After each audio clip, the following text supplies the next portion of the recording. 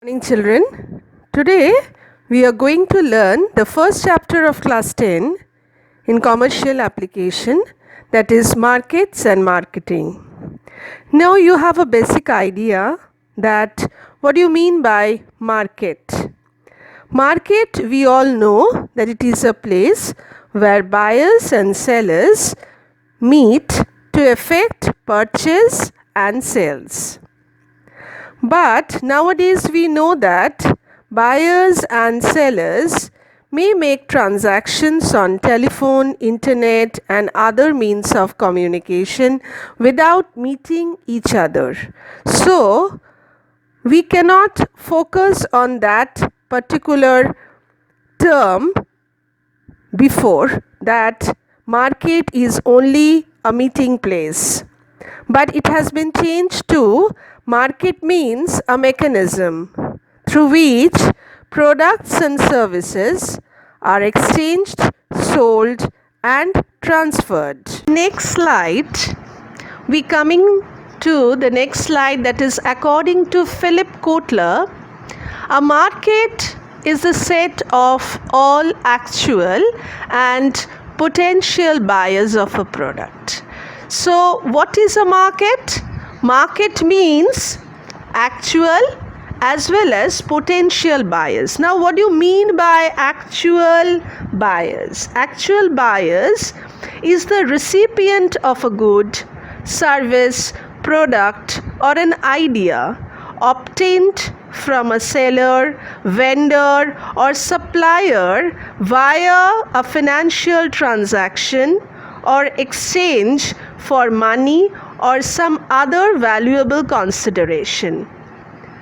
But a potential buyer is who is capable of becoming a purchaser. Means in near future he can be the purchaser of that goods. So that is called a market. So market means the set of all actual and potential buyers of a product.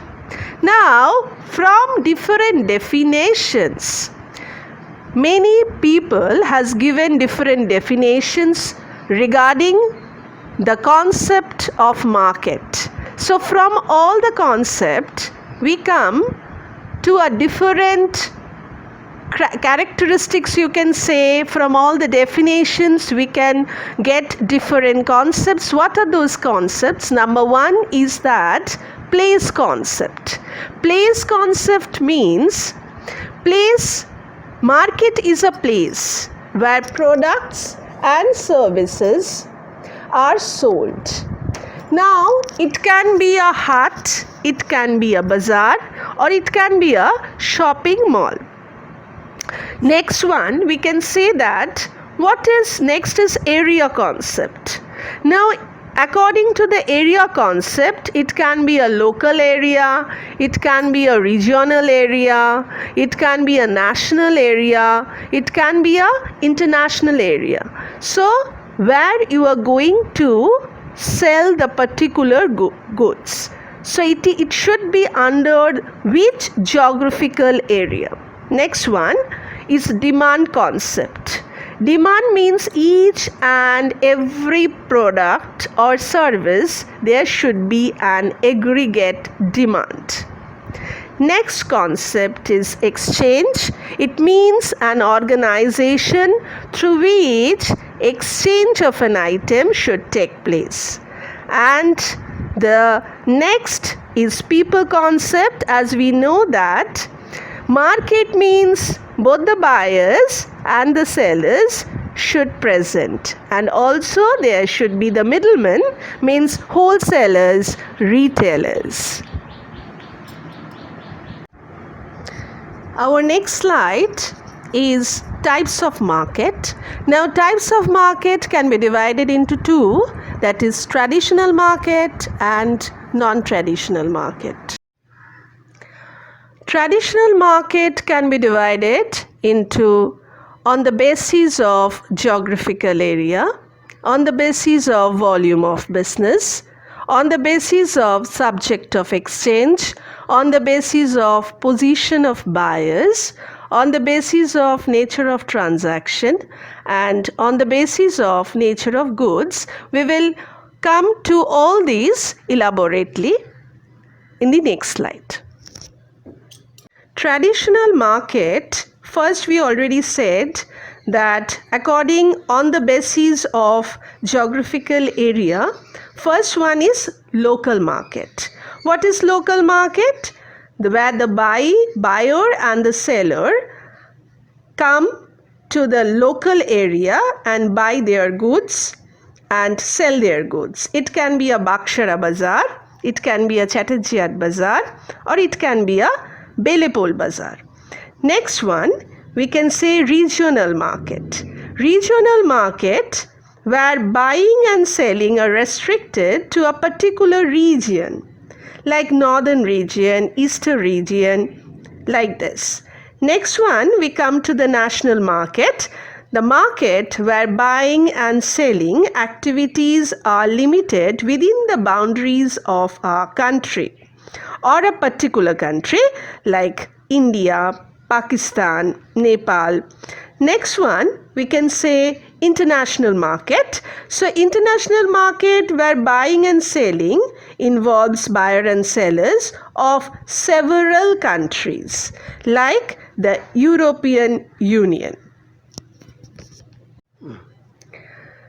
Next, on the basis of volume of business, number one is wholesale market and second one is retail market.